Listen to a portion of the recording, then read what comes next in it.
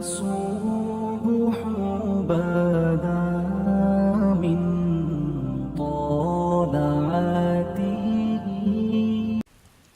نبی پاک صلی اللہ تعالی علیہ وسلم نے حج ایک فرمایا. قربانی حضور جس دن مدینے آئے اس وقت شروع فرمائی اور ہر سال حضور قربانی دیتے تھے. ہر سال دو جانور ذبح فرمائے. یا رسول اللہ صلی اللہ تعالی علیہ وسلم دو کا کیا مقصد فرمایا؟ ایک میری طرف سے ایک میری غریب امت کی طرف سے. یا رسول اللہ صلی اللہ علیہ وسلم کس طرف سے فرمایا؟ ایک میری طرف سے ایک میری امت کی طرف سے. کبھی فرمایا ایک میری طرف سے ایک میرے اہل بیت اور میری امت کی طرف سے. دو جانور حضور نے ذبح فرمائے. اور پھر میرے حبیب پاک صلی اللہ تعالی علیہ وسلم کے غلام مولا علی شیر خدا، ابن ماجہ کی روایت ہے، حضرت علی شیر خدا فرماتے ہیں کہ نبی پاک علیہ الصلوۃ والسلام دو جانور ذبح کرتے تھے. خود حضرت علی کی جب باری آئی تو انہوں نے بھی دو فرمائے. تو صحابہ نے پوچھا کہ علی دو کیوں؟ دو کس لیے؟ تو حضرت علی رضی اللہ تعالیٰ عنہ فرمانے لگے مجھے میرے حبیب نے وصیت فرمائی تھی کہ علی تو نے دو کرنے، ایک اپنی طرف سے کیا کرنا، ایک میری طرف سے کرنا. تو میں ایک اپنی طرف سے دیتا ہوں، ایک اپنے نبی پاک کی طرف سے دیتا ہوں صلی اللہ علیہ. دو جانور. آپ لوگوں نے سنی ہوئی ہے یہ بات کہ مہینہ کھانا نہیں پکتا تھا حضور کے گھر میں. حضرت عائشہ فرماتی ہیں 3 چاند اور 3 سورج کٹھے کبھی نہیں دیکھے جب ساتھ روٹی بھی کھائی ہو. یعنی 3 دن مسلسل کبھی کھانا نہیں کھایا. قربانیاں کتنی دیں بولیے؟ حضرت علی شیر خدا کا مکان کوئی نہیں اپنا، کوئی گھر نہیں بنایا. مولا کائنات شیر خدا، میں نے یہ بات پھر دوہرا رہا ہوں، پہلے بھی میں نے عرض کی تھی، پکا کرنے کے لیے دوہرا رہا ہوں. حضرت علی کا کوئی کاروبار نہیں بظاہر. بی بی صاحبہ فرماتی ہیں کہ کئی ہفتے صرف سرکہ اور کھجوریں. قربانیاں کتنی؟ اسی سارے صاحب لان ٹورے ہیں کہ ساڑھے تے لگ دیئے کہ نہیں پکا. اور پھر جب بات ہوتی ہے دینے کی تو ماحول اور ہوتا ہے، جب لینے کی باری ہوتی ہے تو ماحول اور ہوتا ہے. قربانی واجب ہے اس شخص پر جس کے پاس 52.5 تولے چاندی یا 7.5 تولے. لیکن میں 7.5 تولے والا فتویٰ نہیں دیتا، میں 52.5 تولے چاندی والا فتویٰ دیتا ہوں.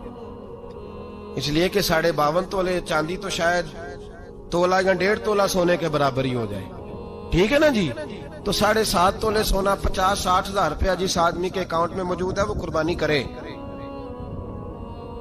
بلکہ امام شافعی رحمت اللہ علیہ فرمایا کرتے تھے جس نے 3 کمروں کو تالا لگایا ہوا ہے وہ 3 کمرے فارغ ہیں، اس کے کسی کام کے نہیں، ان کی قیمت کا حساب لگائے. چھت پہ سٹور بنا دیا ہے کوئی مطلب نہیں اس کا، اور جو ویسے رکھے ہوئے ہیں کوئی معنی ہی نہیں کمرے کا. فرماتے تھے حساب لگائے قربانی کرے. رب کریم کی بارگاہ میں دینے کا جب معاملہ آیا تو گول کر گیا کام. میرے رسول کائنات سرور عالم صلی اللہ علیہ وسلم کا جب اپنے لیے چیزیں استعمال کرنے کا ماحول ہے تو محبوب پاک علیہ الصلوۃ والسلام نے مہینہ روٹی نہیں پکائی. یہاں جو آدمی ہر جمعرات کو 4 کلو بکرے کا گوشت پکاتا ہے اور ہر تیسرے دن مرغی کا گوشت لاتا ہے، وہ قربانی کی باری آتی ہے تو کہتا ہے میرے پہ لگتی نہیں. وہ ٹھیک ہے ابا جی لے آئے، ابا جی کی طرف سے قربانی ہے، اس دفعہ ابا جی کی، اگلی دفعہ اماں جی کی، اس سے اگلی دفعہ دادی جی کی. او خدا کے بندو، جس آدمی کے پاس پیسے ہیں پہلے اپنی قربانی واجب ہے. میری بات کی سمجھ آ رہی ہے عزیزوں کو؟ جو آدمی صاحب استطاعت ہے پہلے کس کی قربانی کرے گا؟ وہ کمائی کرتا ہے، اس کے اپنے اکاؤنٹ میں تنخواہ آتی ہے، ابا جی کے اکاؤنٹ میں نہیں آتی. اس نے اپنا بینک بیلنس چوری بھی رکھا ہوا ابا جی سے. پہلے اپنی قربانی کرے. اگر اس کو شوق ہے، دل کرتا ہے تو ایک اور خریدے، پھر ابا جی کی طرف سے کرے.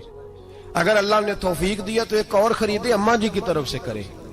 اور اگر اس کے دل کو اللہ ٹھنڈک عطا کرے، سکون کرے تو پھر اپنے رسول کی طرف سے بھی قربانی دے، پھر اپنے محبوب کی جانب سے بھی قربانی کرے. نبی پاک صلی اللہ تعالی علیہ وسلم نے ہر سال 2 قربانیاں دی. 10 سال کل کتنی ہوگی 10 سالوں میں بولیے؟ اور جب حضور حج کرنے گئے نبی پاک نے 63 اونٹ ذبح فرمائے. ایک اونٹ میں کتنی قربانیاں ہوتی ہیں؟ 63 اونٹ حضور نے ذبح فرمائے. اور حدیث بڑی مزیدار ہے. حضرت ابو ہریرہ رضی اللہ تعالیٰ عنہ فرماتے ہیں کہ جب اونٹ ذبح کرنے کی باری آئی تو ہم سوچ رہے تھے، پریشان تھے کہ یہ تو بڑا مشکل ہے ذبح کرنا. بڑا مشکل ہے، اس کو تو نہر کرنا پڑتا ہے، گرانا پڑتا ہے، باندھنا پڑتا ہے۔ سب سے مشکل کام اونٹ ذبح کرنا ہے، تو نبی پاک صلی اللہ علیہ وسلم کی تو عادت کریمہ ہے، اپنے ہاتھ سے ذبح کرتے ہیں حضور۔ وہ ہمارا اللہ خیر کرے، اب اللہ ہی حافظ ہے۔ ذبح کرنا تو دور کی بات ہے، ہمارا جو بی اے پاس لڑکا ہے نا، اس کو ڈر آتا ہے جانور کے پاس کھڑے ہوتے ہوئے۔ کہتے ہیں بچوں کو اندر لے جاؤ، 10 سال کا 12 سال کا اندر لے جاؤ، ذبح کرنا روئے گا۔ اب بس کرو یار،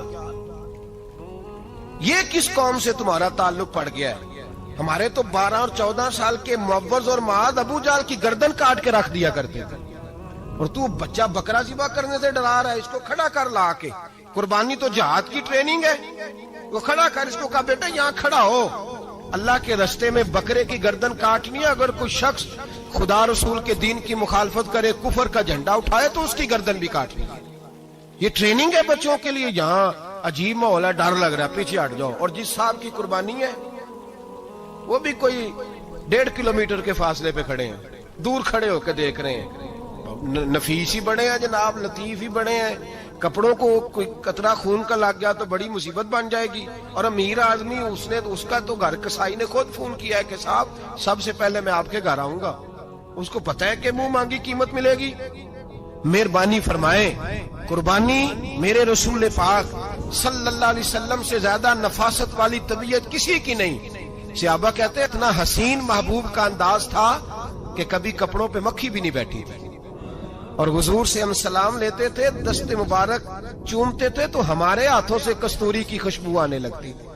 اور فرماتے ہیں نبی پاک کا ہاتھ یوں ہوتا تھا کہ برف بھی اتنی ٹھنڈی نہیں جتنا پیارا حضور کا ہاتھ ٹھنڈا ہوتا تھا۔ پھر بھی حضور دست مبارک میں خنجر پکڑتے، جانور کو لٹاتے اور اپنی طامت کو سمیٹتے، اور اللہ کے حبیب گھٹنا رکھتے اس کی گردن پر، اور بسم اللہ اللہ اکبر کہہ کے ذبح فرماتے۔ حضور خود دست مبارک سے۔ تو اتنا زیادہ نازک مزاج ہو گیا ہے کہ اب یہ والی سنت ادا کرنا مشکل ہو گیا تیرے لیے۔ 63 اونٹ ہیں، اور صحابہ کرام علیہم رضوان فرماتے ہیں کہ حال یہ ہے ہم سوچ رہے ہیں کیسے ذبح کریں گے، کیا کریں گے، کیسے گرائیں گے، اور نبی پاک صلی اللہ علیہ وسلم کہتے ہیں ہم ابھی سوچ میں ہی تھے کہ حضور نے چھری پکڑی۔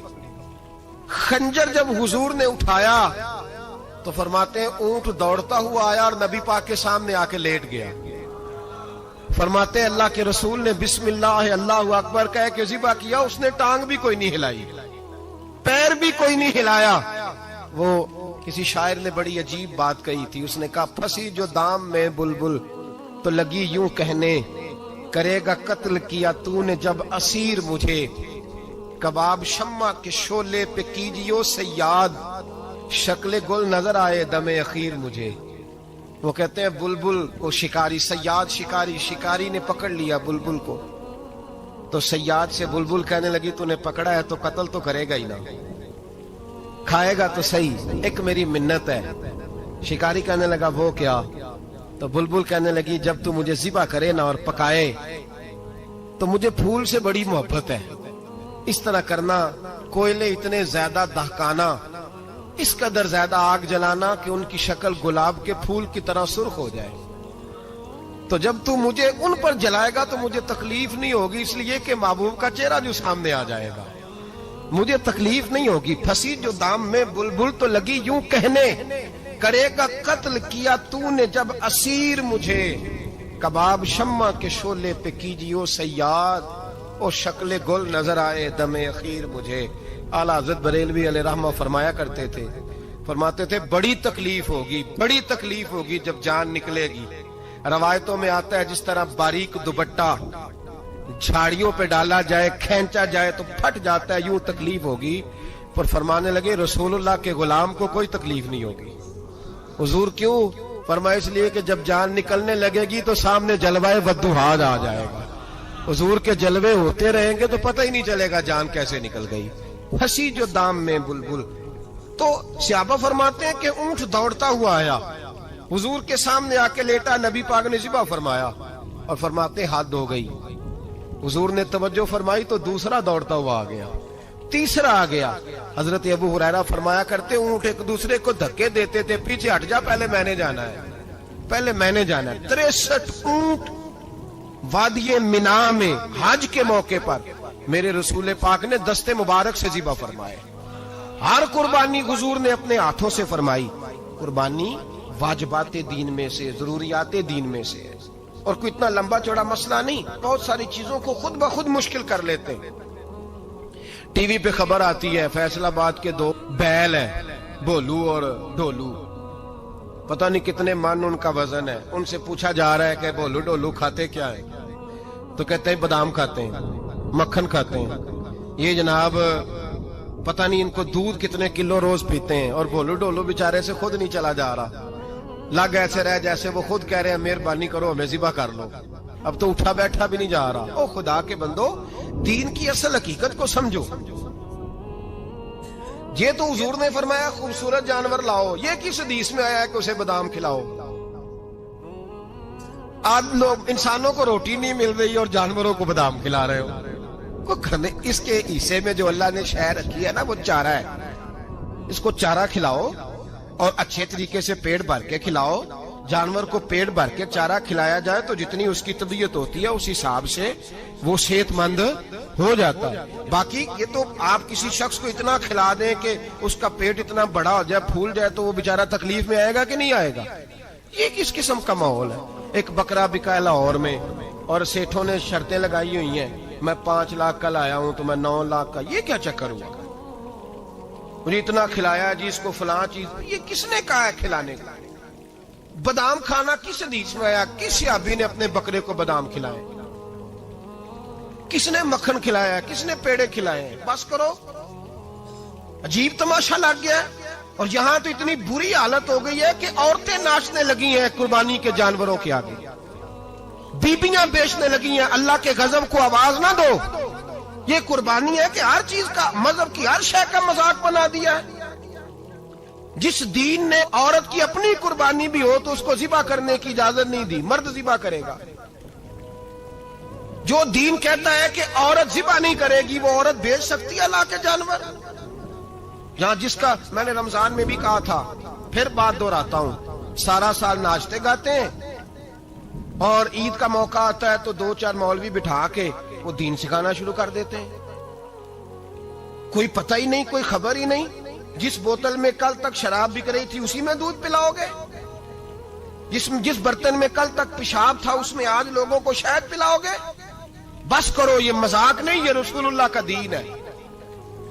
نبی پاک سید عالم صلی اللہ تعالی علیہ وآلہ وسلم نے کوئی ذمہ عورت کے کوئی چیز نہیں لگائی ایسی جس میں اسے مردوں کے ساتھ شامل ہونا پڑے.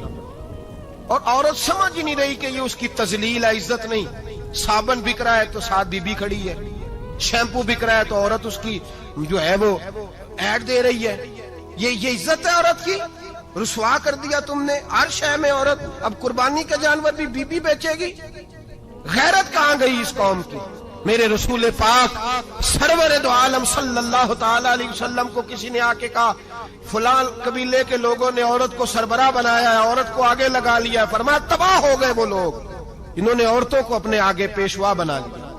جس رب نے عورت کو نبوت نہیں دی، امامت کرنے کا حق نہیں دیا، کس چکر میں لوگ پڑ گئے؟ 5 لاکھ کا جانور کس لیے لائے ہو؟ 5 لاکھ کا تفاخر کے لیے، دکھانے کے لیے؟ تو اگر 50,000 کا 60,000 کا بھی جانور لاتا تو اچھا آ جاتا. اور 50,000 کا جانور لائے تو 5 لاکھ میں کتنے آتے ہیں؟ بولے تو 10 جانور ذبح ہوں گے تو کتنے غریبوں تک گوشت جائے گا، کتنے گھروں کا بھلا ہوگا.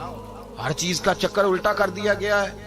اور یہ صرف حج کے لیے ہوتی تو میرے رسول پاک ہر سال قربانی نہ کرتے، اور میرے نبی پاک قربانی دینے کا حکم. ایک اور بات بڑی لوگ پوچھنے لگے، کہتے جی گائے کی ہوتی ہے، بھینس کی بھی ہوتی ہے کہ نہیں؟ چلو جی اب نئی بات نکل آئی. حدیث پاک میں لفظ آیا اونٹ کا، نبی پاک نے فرمایا بکرا 1 سال کا، گائے 2 سال کی، اونٹ 5 سال کا. حدیث میں لفظ آ گیا اونٹ کا. آپ کو بندہ کہے پہلے بتائیں نر کا کہ مادہ کا، تو میں کدھر سے آپ کو حدیث نکال کے دوں جس میں نر بھی اور مادہ علیحدہ علیحدہ ہو؟ حدیث پاک میں ذکر آ گیا دمبے کا، مینڈے کا.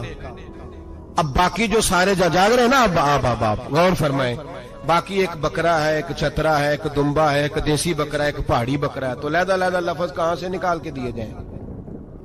یہ ساری انواع ہیں، اقسام ہیں. 9 ہیں. اسی طرح بھینس بھی گائے کی ایک قسم ہے. امام اعظم ابو حنیفہ فرماتے ہیں النوع منہ، یہ اس کی ایک قسم ہے، 9 میں سے ہے، گائے کی 9 میں سے ہے.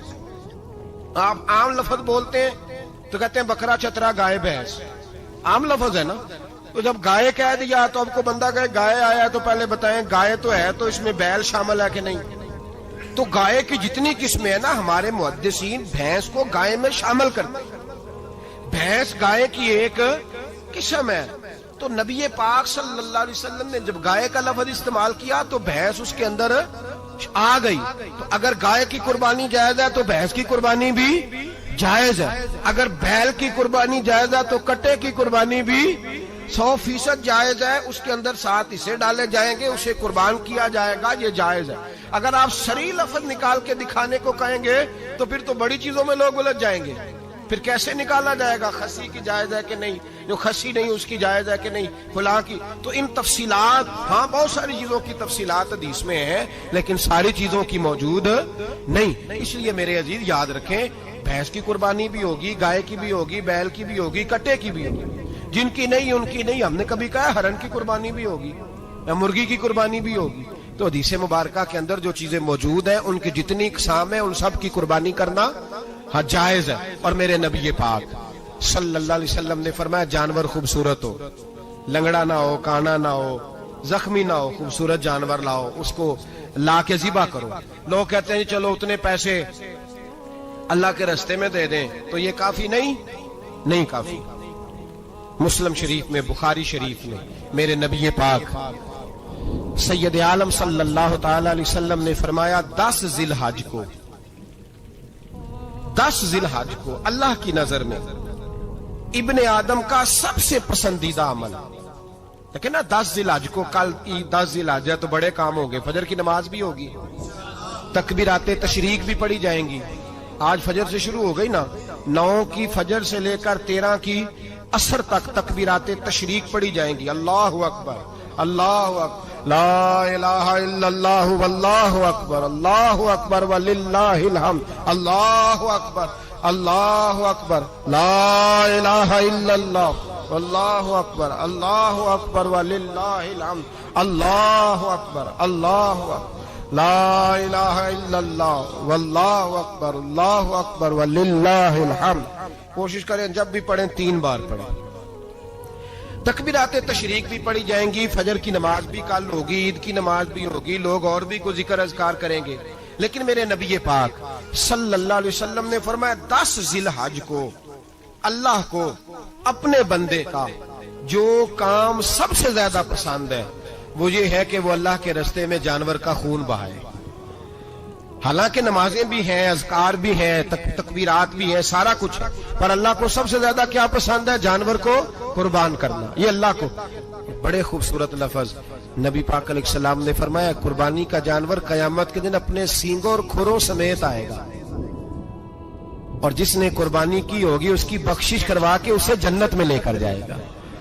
تو فرمایا ابن آدم کا سب سے پسندیدہ عمل یہ، سب سے پسندیدہ، کہ وہ 10 ذی الحج کو قربانی کریں، کوشش کریں خود ذبح کریں اپنا جانور. یہ حضور کی سنت ہے. یہ نہ ہو سکے تو نبی پاک صلی اللہ علیہ وسلم نے اپنے ہاتھوں سے ذبح کرنے لگے حضرت فاطمہ کا جانور. تو فرمایا فاطمہ ادھر آ کے اس کے پاس کھڑی ہو جاؤ، میں تمہارا جانور ذبح کرنے لگا ہوں. اپنے جانور کے پاس کھڑے ہو. میرے جو بھائی ذبح کرنے کا کام کرتے ہیں نا، قصاب ہم کہتے ہیں، سارے قصاب نہیں ہوتے، بہت سارے لوگ یہ سعادت حاصل کرتے ہیں اور بڑی نیکی کا کام کرتے ہیں. اللہ انہیں بڑی بہترین جزا عطا فرمائے گا، بڑا خیر کا کام کرتے ہیں. لیکن چونکہ رش ہوتا ہے ایسے لوگوں کے پاس، تھوڑی جلدی بھی ہوتی ہے. پہلی تو کوشش کریں تکبیر خود ڈالیں، یہ نہیں ہو سکتا تو قریب کھڑے ہوں. ہمارے ہاں ایک رواج یہ بھی ہے کہ 2 بندے ہاتھ رکھتے ہیں. ذبح وہ کر رہا ہوتا ہے تو جس کی قربانی ہوتی ہے اس کو کہتے ہیں تو بھی ساتھ ہاتھ رکھ. ہوتا ہے نا جی بہت ساری جگہوں. اب حکم یہ ہے شریعت اسلامیہ کا کہ جب جانور ذبح کریں گے تو پڑھیں گے بسم اللہ اللہ، بسم اللہ اللہ. ہاں نبی پاک صلی اللہ علیہ وسلم نے لمبی دعا پڑھی، صحابہ بھی لمبی دعا، انی وجہت وجہی للذی فطر السماوات والارض حنیفا وما انا من المشرکین، یہ بھی پڑھا. اور پھر میرے رسول پاک صلی اللہ علیہ وسلم نے یہ بھی کہا کہ اللہ میری طرف سے قبول فرما، میری امت میری اہل بیت کی طرف سے قبول فرما۔ صحابہ جب جانور ذبح کرنے لگتے پہلے یہ دعا پڑھتے، پھر کہتے اللہم تقبل منا کما تقبلتا خلیل کا ابراہیم علیہ السلام وتقبلتا حبیب کا محمد صلی اللہ علیہ وسلم، اے اللہ ہم سے بھی قبول فرما جیسے تو نے حضرت ابراہیم سے قبول فرمائی اور جیسے اپنے حبیب حضرت محمد صلی اللہ علیہ وسلم سے قبول۔ یہ ساری دعا پڑھیں اور جب جانور ذبح کرنے لگے تو پھر پڑھیں بسم اللہ اللہ بسم اللہ اللہ۔ اچھا دو آدمیوں نے ہاتھ رکھا ہوا ہے، دو آدمیوں نے، اب اگر ایک نے بھی نہ پڑھی بسم اللہ اللہ اکبر تو جانور حلال نہیں ہوگا، دونوں کو پڑھنا پڑے گا۔ یہ مسئلہ یاد رکھیں۔ ایک اور بات بھی بتانی ہے آپ، وہ بھی آپ نے یاد رکھنی ہے۔ قربانی کے بڑے جانور میں کتنے حصے ہوتے ہیں؟ 7۔ اب 7 حصوں میں 7 کی نیت قربانی کی ہونی چاہیے، 7 کی۔ 6 حصے ڈال گئے، جو چلے تھوڑے سے زیادہ امیر لوگ نہیں تھے، نارمل تھے، انہوں نے 6 حصے ڈال لیے۔ 7واں امیر آدمی تھا، اس کو جا کے کہا یار ایک حصہ نہیں مل رہا تو چل تو نے تو 2-3 بکرے لیے ہوئے ہیں تو بھی شامل ہو جا۔ اس نے پہلے تو کہا نہیں یار میں نے اب لے لیے، پھر جب اصرار کیا تو کہا چلو ٹھیک ہے بڑے گوشت کا قیمہ کرا لیں گے۔ تو اس طرح کرو ڈال لو میرا بھی حصہ۔ اب 6 کی نیت قربانی کی، 7ویں کی گوشت کی، کسی کی بھی قربانی نہیں ہوگی، گئے سارے۔ اب اس کے لیے شرط کیا ہے کہ اس کو بھی آپ، اصل میں ہمیں مسائل نہیں آتے، نہ ہم سیکھتے ہیں نہ پتہ کرتے ہیں، پھر خرابی ہوتی ہے۔ اب اس سے کہیں کہ یار قربانی سے پہلے اپنی نیت کا اعادہ کر، اپنی نیت کا اعادہ کر، بتا کہ تیری نیت کیا ہے، اور اگر غلط ہے تو صحیح کر لے، تاکہ سب کی قربانی تو بتا۔ یہ جو تو رکھ رہا ہے قربانی تو کس کی قربانی کر رہا ہے؟ دادا جی کے نام کی، ابا جی کے نام کی، اپنے پیر کے نام کی، استاد کے نام کی، یا رسول پاک صلی اللہ علیہ وسلم کے نام، نبی پاک کے نام کی؟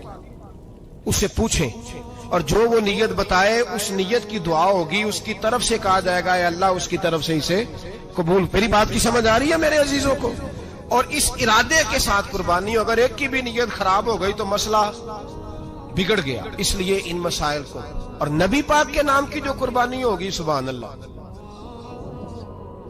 میں کرامات کا زیادہ قائل نہیں، ہم کرامات کے نہیں کیفیات کے قائل ہیں، کیفیات کی۔ اور دین ویسے بھی لفظوں کا نام نہیں کیفیت کا نام ہے۔ میرے حساب فرمایا کرتے تھے ہم کرامت سے زیادہ کیفیت کے قائل ہیں۔ اگر مرید ساری زندگی کرامتیں سناتا رہے اور کبھی اسے مدینے جانے کا شوق ہی پیدا نہ ہو، کبھی نبی پاک کے نام پہ آنسو نہ آئے، تو پھر کرامت کا فائدہ نہیں، کیفیت تو ملی نہیں اسے، ہم کیفیت۔ اسی طرح ہم نظرانے کے نہیں نظر آنے کے قائل ہیں۔ تو بھائی یہ یاد رکھ لیں کیفیت کا نام دین ہے۔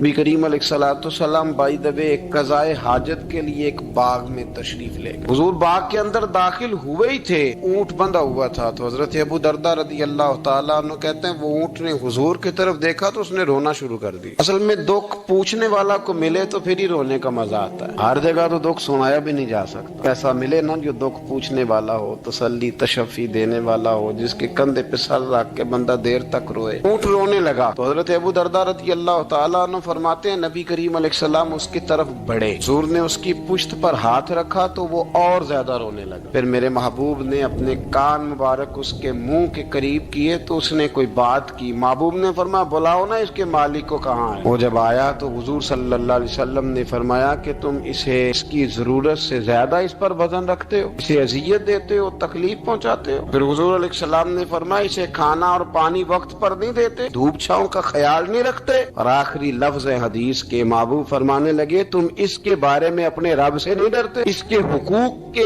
تحفظ کے لحاظ سے تم اللہ کا خوف نہیں رکھتے، وہ تم سے پوچھے گا اس کے بارے میں۔ یہ حدیث حضرت ابو درداء رضی اللہ تعالیٰ عنہ نے سنی ہوئی تھی نا۔ جب آپ کا اپنا وقت وصال آیا نا تو حضرت ابو درداء نے بھی اونٹ رکھا ہوا تھا۔ جناب ابو درداء رضی اللہ تعالیٰ عنہ نے گھر والوں سے بھی معافیاں مانگی، رشتہ داروں سے بھی، دوستوں سے بھی، تو پھر اونٹ کے سامنے بھی جا کے کھڑے ہو کہنے لگے اونٹ دیکھنا اللہ کی بارگاہ میں میری شکایت نہ کر دینا، اس کے حضور کہہ نہ دینا کہ یا اللہ اس نے میرے حق نہیں ادا کیے۔ فرمایا میں نے کوشش کی ہے تیرے حقوق ادا کرنے کی، اور اگر کہیں کمزوری رہ گئی تو مجھ سے درگزر کرنا۔ نہیں، یہ انداز تھا ان لوگوں، جن باتوں کا ہمیں پتہ چل چکا ہے اس پر عمل کی بھی تو کوشش ہونی چاہیے۔ تو میرے عزیزوں، جانوروں کے حقوق میرے نبی کریم علیہ الصلوۃ والسلام نے بیان فرمائے۔ سب سے پہلی بات حضور نے یہ بیان کیا کہ جانور کو گالی نہ دو۔ ایک شخص نے ایک مرغ کو گالی دی تھی تو نبی پاک علیہ السلام نے فرمایا اسے گالی نہ دے، یہ تو تجھے آذان کے لیے بیدار کرتا ہے۔ پتہ نہ کچھ نوابزادوں اور شہزادوں کی نیند خراب کرتا ہے مرغا بھی۔ تو خیر مرغوں نے اذانیں پڑھنی چھوڑ دی۔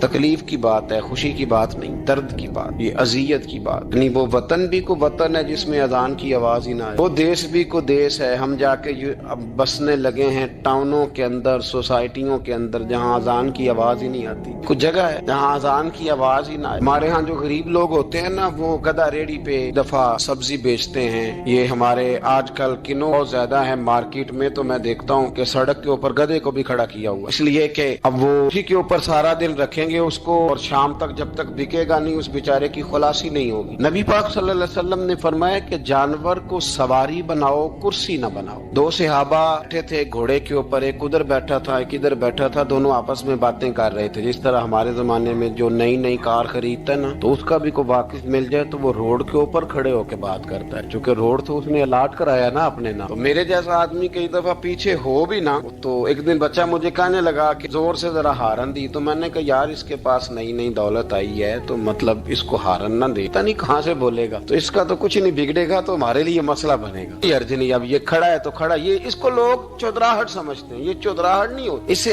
یہ آپ کے کمزور ہونے کی علامت ہے۔ اس طرح چھوٹا آدمی اس طرح کے کام کرتا ہے، بڑے لوگ تو کسی کو تکلیف ہی نہیں دیتے کیونکہ وہ بڑے ہوتے ہیں۔ تو نبی پاک علیہ السلام نے دیکھا دو غلاموں کو، ایک کے گھوڑے کا منہ ادھر ہے دوسرے کا ادھر ہے، تو آپس میں گفت و شنید کر رہے ہیں۔ میرے رسول کریم علیہ السلام نے وہیں تنبیہ فرمائی، حکم دیا، فرمایا سواریوں کو سواریاں بنایا کرو، کرسیاں نہ بنایا کرو، جب تک چلنا ہو اس پر بیٹھو، اور جب بات کرنی ہو تو گھوڑے سے نیچے اترو، پھر بات کرو تو پھر دوبارہ گھوڑے پہ بیٹھو، کہ اس سے اتنا ہی کام لیا جائے جتنا وہ اس کا بوجھ برداشت کر سکے۔ عبداللہ بن مبارک نے کرائے پہ گھوڑا لیا تھا، کرائے پہ سواری لیتے۔ حضرت عبداللہ بن مبارک رحمت اللہ تعالیٰ نے ایک شخص سے کرائے پہ گھوڑا لیا کہ مجھے فلاں سفر پہ جانا ہے تو گھوڑا کرائے پہ دے دو۔ اس نے کہا جی کس نے جانا ہے؟ تو آپ فرمانے لگے میرا وجود دیکھ لے، میں نہیں جانا ہے۔ طے ہو گیا، آپ نے گھوڑا اس سے لے لیا۔ جب آپ جانے لگے تو ایک آدمی رستے میں ملا، کہنے لگا حضور کوفے جا رہے ہیں؟ فرمایا ہاں۔ کہنے لگا یہ میرا خط بھی لے جائیے گا، یہ میرا خط ہے، اتنا وزن ہوتا ہے خط کا، یہ میرا خط ہے، فلاں آدمی کو دیجیے گا۔ تو آپ فرمانے لگے تو میرے ساتھ واپس چل گھوڑے کے مالک کے پاس، اگر وہ اجازت دے گا یہ سفر گھوڑے پہ زیادہ رکھنے کا تو میں رکھوں گا، اگر وہ اجازت نہیں دے گا تو میں نہیں رکھوں گا۔ تو وہ آدمی کہنے لگا حضور اتنی چھوٹی چھوٹی باتوں کا کیوں خیال رکھتے ہیں؟ عبداللہ بن مبارک فرمانے لگے اس لیے کہ میں رحمت للعالمین نبی کا ماننے والا ہوں، میرے رسول پاک علیہ السلام رحمت للعالمین ہے، تو میں اتنا بھی ظلم جانور پر کر سکتا ہوں، میں پہلے اجازت لوں گا اس کے مالک سے، اس کے بعد پھر میں آگے جاؤں گا۔ تیسری بات حضور علیہ السلام نے فرمایا جو جانور جس مقصد کے لیے پیدا کیا گیا اسے وہی کام لینا، دوسرا کام نہیں لینا، جس مقصد کے لیے پیدا کیا گیا۔ گھوڑا،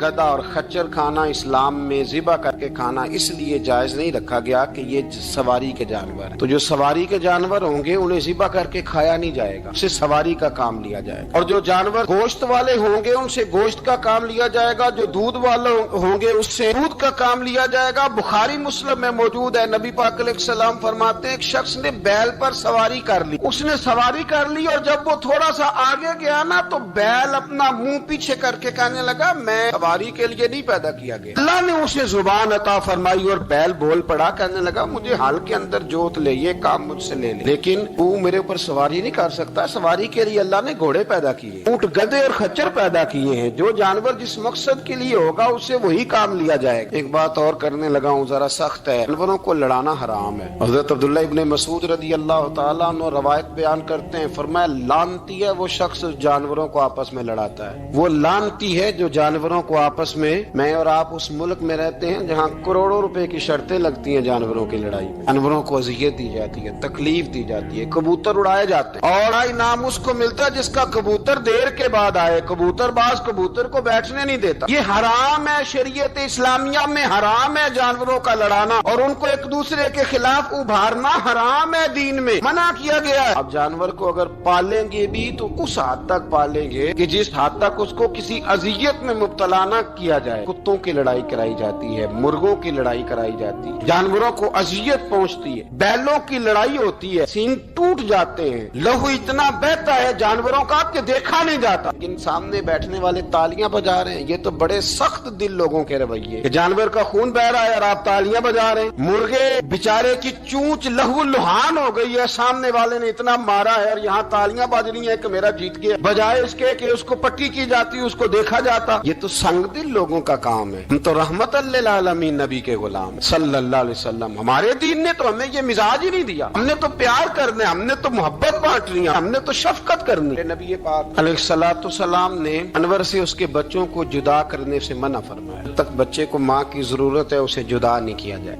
जब तक वो दूध पीता है उसे जुदा नहीं किया जाए। प्रिया का बच्चा भी छोटा है और उसकी माँ उसके लिए दाना लेके आती है तो उसे माँ से जुदा नहीं किया जाएगा। उसकी जज्बात का, एहसासात का ख्याल रखा जाएगा। यहाँ तो मेरे देहातों के जो बड़े समझदार किस्म के, समझदार खुदरी किस्म के लोग हैं, उनका भी जब बहू से इख्तलाफ होता है तो कहते हैं इसके बच्चे रख लो, ये जब खुद रोएगी तो लौट के आ जाएगी। इस महबूब ने जानवर से उसके बच्चे जुदा करने से मना किया, माँ से बच्चे जुदा कर रहे हैं। और सियाने लोग, कुछ मेके भी ऐसे हैं, मेके भी, वो कहते हैं बेटे तू आजा और बच्चे वापस कर दे, इसलिए कि भाई हमारा नहीं उनसे निजाम चलेगा, बच्चे उनके हैं तो तू उनको दे। या कितना जुल्म है ना। इंसान हो के ये बात कर रहा है, समझदार हो के, अक्लमंद हो के, जी शऊर हो। दावा है इसकी बुजुर्गी का। नबी रहमत सलाम के गुलाम हजरत अबू हुरैरा रदियल्लाहु ताला अन्हु फरमाते हैं, मिशकात में मौजूद है, फरमाया एक चिड़िया आई और आके मेरे नबी के कंधों पे बैठ गई। उस चिड़िया ने क्या कहा कि महबूब की आंखों में आंसू आ गए। हुजूर रोए, फटाफट हुजूर उठे, फरमाया कौन इसके बच्चे उठा के लाया? इसने इसके बच्चे उठाए, कौन है जल्दी बताओ। हजरत अबू हुरैरा कहते हैं सहाबी है कि या रसूलल्लाह मैं जरा पसंद आ गए थे तो मैं उठा लाया। हुजूर ने फरमाया इसे वापस कर दो। ना ये मेरी बारगाह में शिकायत कर रही है तो कयामत में भी तेरी शिकायत करे, जा वहीं रख के आ, जहाँ से तू उठा करके लाया था। मेरे दोस्तों, दीन इतने आला हुकूक बयान करे जानवरों के,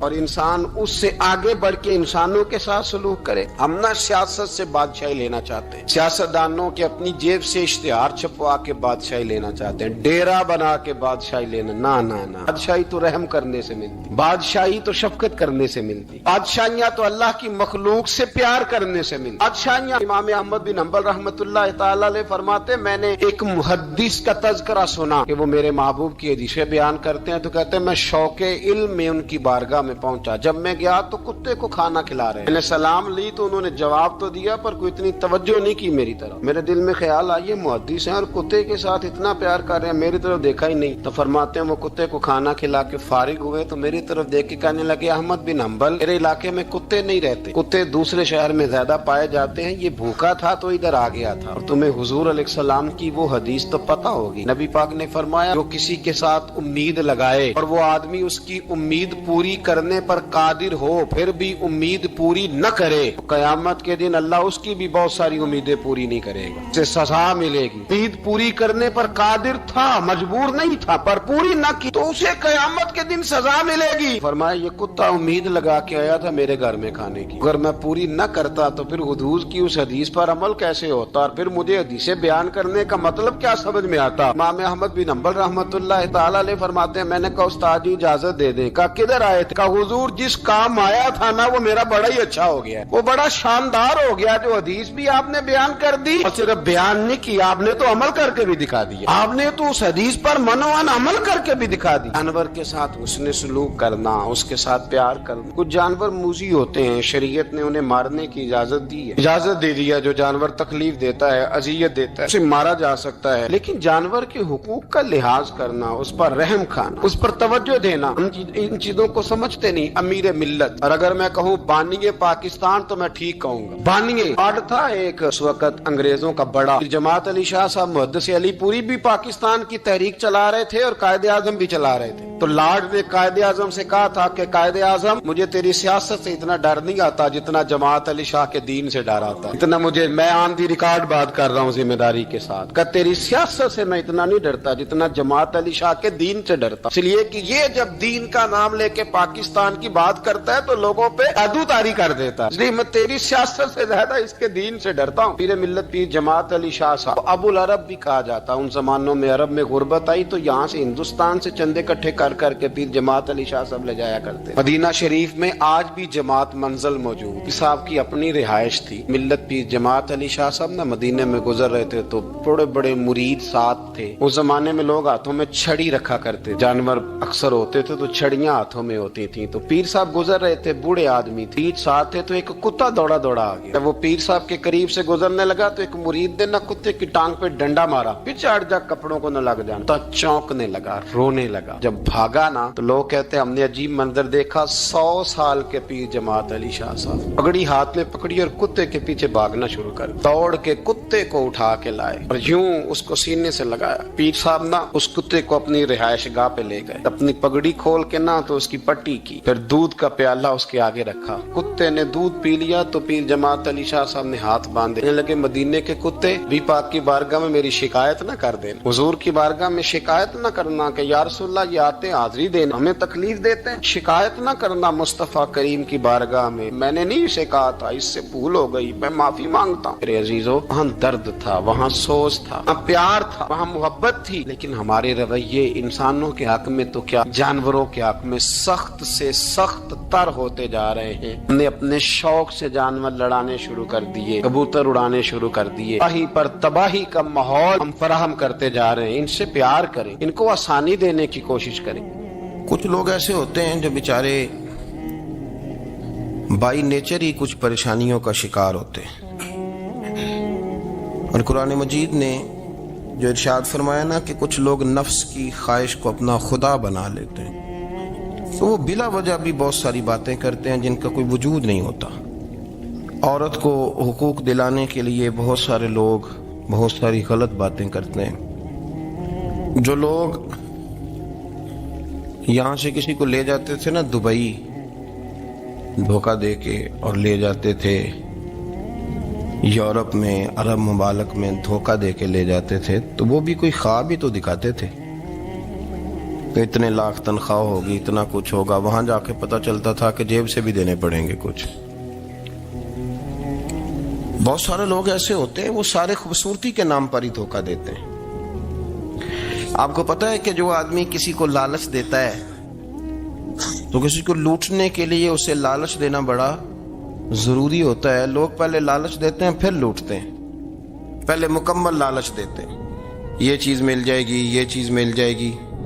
لوگ مکمل لالچ دیتے ہیں، اس کے بعد پھر لوٹتے ہیں. اور اگر لالچ نہ دیں تو کوئی آدمی قابو آئے گا؟ لوگ لوٹتے ہیں لالچ دے کر. اچھا، اب وہ جو جس کو لالچ دیا جا رہا ہوتا ہے وہ کہہ رہا ہوتا ہے کہ نہیں نہیں تمہیں نہیں پتا، وہ اس وقت ماننے کو تیار نہیں ہوتا. وہ کہتا ہے اتنی خوبصورت باتیں کر رہا ہے، اتنی اچھے پیغام دے رہا ہے، تم میرے دشمن ہو، تم مجھے منع کر رہے ہو. ہوش تب آتی ہے کہ جب سب کچھ لٹ جاتا ہے. عورت کو ویسے بھی قابو کرنا بڑا آسان ہوتا ہے. اعلیٰ حضرت بریلوی رحمۃ اللہ علیہ فرماتے ہیں بیٹیاں نازک شیشیاں ہوتی ہیں، ان کو تو ذرا سی چوٹ لگے تو ٹوٹ جاتی ہیں. دیکھیں کتنا بڑا جملہ کہا بریلی کے امام، نازک شیشیاں ہیں. ذرا کوئی آدمی گمراہ کرتا ہے، ذرا خراب کرتا ہے. اب دیکھیں نا، یہ جو بچیوں کو بچے مس گائیڈ کرتے ہیں، انہیں بڑے بڑے خواب دکھاتے ہیں، وہ بیچاری ماں باپ کو چھوڑ کے، بہن بھائی کو چھوڑ کے اس کے ساتھ شادی کرتی ہے. پھر جو اس کا بعد میں اشر ہوتا ہے، آپ ادلیاں نو سردار پہن تکے تے شرما والیاں نو جھوٹے ڈولیاں دے. پھر وہ بیچاری ماں باپ رکھتے نہیں، وہ ظلم کرتا ہے، تو کتنی بڑی تکلیف میں وہ بچی آ جاتی. نازک شیشی ہوتی ہے نا تو ٹوٹ جاتی. یہی حال اب جدید خواتین اور یہ جو کچھ اینکر پرسن ہیں، یہ اصل میں نا یہ آپ کو سیاست سکھاتے ہیں، لیکن یہ مادر پیدر آزاد لوگ ہیں، بالکل آزاد.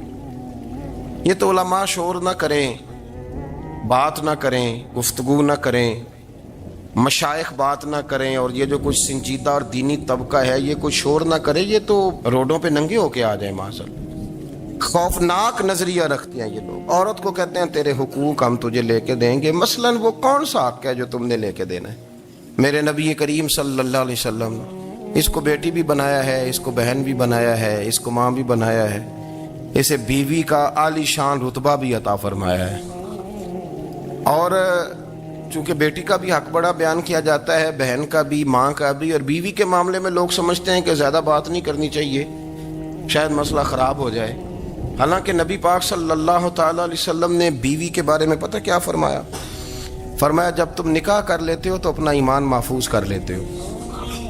اب میں اس کی شرح نہیں کرتا، اب خود کر لیجئے گا کہ وہ ایک ایسی شخصیت ہوتی ہے کہ جس کی موجودگی میں آپ کا ایمان محفوظ ہے۔ اب میں نہیں سمجھتا کہ اس سے بڑی بات کوئی اور ہو سکتی ہے، جس کی موجودگی میں آپ کا ایمان، اور بھئی یہ حدیث پاک عرض کر رہا ہوں، نکاح جب کوئی کر لے تو اس نے اپنا ایمان مکمل کر لیا، اس کا معنی یہ ہوا کہ آپ کا ایمان محفوظ ہے اس کی موجودگی میں۔ تو اس سے زیادہ بھی، یعنی ایمان سب سے قیمتی چیز ہے نا، تو اس کے محفوظ ہونے کی وجہ حضور نے نکاح بیان کر دی۔ اب میرا خیال ہے بیوی اگر کوئی اس سے بڑا حقوق مانگے گی تو بیوقوفی کرے گی۔ اتنا بڑا درجہ نبی کریم نے اسے عطا کر دی، اتنا بڑا مقام دے دیا کہ تو خامند کے ایمان کے محفوظ ہونے کا ذریعہ بن گئی ہے۔ عورت کو جو حقوق رسول کریم صلی اللہ تعالی علیہ وسلم نے عطا فرمائے، نبی پاک نے جو حقوق دیے، دیکھیں نا، حضرت عبداللہ ابن عمر رضی اللہ تعالیٰ عنہ کی اہلیہ بیمار تھی، تو جلدی جلدی سے وہ آئے، تو جب بہت جلدی ہو، سفر بڑا شدید تھا، تو آپ نے جلدی سے نماز ادا کی، جلدی سے چلے۔ آپ کے خادم کہنے لگے حضور خیریت ہے؟ فرمایا میری بیوی بیمار ہے۔ تو اس نے عرض کی حضور آپ کی اہلیہ بیمار ہے، تو آپ نے نماز بھی جلدی سے پڑھی، سفر بھی جلدی جلدی کیا۔ تو فرمانے لگے یہ وہ چیزیں ہیں جو ہمیں مدینے والے رسول نے سکھائی ہیں۔ آپ اس کیفیات کو سمجھیں کہ حضور صلی اللہ علیہ وسلم نے درس دیا۔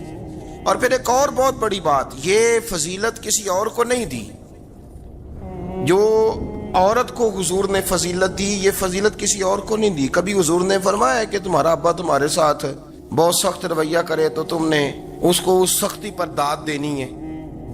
فرمایا چلو اگر وہ زیادتی بھی کرے تو تم نے اس کے ساتھ سلوک اچھا ہی کرنا ہے۔ لیکن آپ ایک بات کو سمجھے نا کہ بچے کے بارے میں، بیٹے کے بارے میں، بیٹی کے بارے میں فرمایا 10 سال کے ہو کے نماز نہ پڑھیں تو سختی کرو، تمہارا ڈنڈا بھی لٹکنا چاہیے۔ بہت ساری جگہوں پہ بہت سارے لوگوں کے لیے سختی کا حکم دیا، لیکن عورت کے لیے حضور نے جو جملے کہے، اصل میں ہم سمجھتے ہیں کہ یہ ایک بات ہے، مشہور ہو گئی ہے روایت حدیث، تو بس اس کے پس منظر پر اور جملوں کے حسن پر شاید معاذ اللہ غور کرنے کی ضرورت نہیں، ذرا اس لفظ کی تاثیر پر غور کریں۔ حضور نے فرمایا عورت ٹیڑھی پسلی سے پیدا کی گئی ہے، یہ ٹیڑھی ہے، تو سیدھا کرنے کی کوشش کرو گے تو ٹوٹ جائے گی۔ تو حضور پھر ہمارے لیے حکم کیا ہے؟ فرمایا جیسی ہے تم اسی کے ساتھ نبھا کرو۔ آپ سمجھیں کہ اتنا محفوظ حضور نے درجہ دے دیا بی بی کو، اتنا محفوظ کہ فرمایا غلطی بھی ہو تو میرے غلاموں تم اس کے ساتھ نبھا کرو، گزارا کر لو۔ اللهم صل على سيدنا ومولانا محمد، اللهم صل على سيدنا ومولانا محمد۔ اللہ کے شیر ہے در کرار پر درود، اللہ کے شیر ہے در کرار پر درود، کہ شیر غدر کرار پر درود، حضرت حسن حسین کے کردار پر درود، اللہم صل علی سیدنا و مولانا محمد وعلی سیدنا علی و سیدتنا فاطمہ و سیدتنا زینب و سیدنا حسن و سیدنا حسین وعلی آلہ وصحبه وبارك وسلم زینب کی بارگاہ میں زینب کی بارگاہ میں زینب کی بارگاہ میں سلام نیاز ہے زینب کی بارگاہ میں سلام نیاز ہے جو مرتضیٰ کی لاڈلی زہرا کا ناز ہے اللہم صلی علی سیدنا و مولانا محمد وعلى سيدنا علي وسيدتنا فاطمة وسيدتنا زينب وسيدنا حسن وسيدنا حسين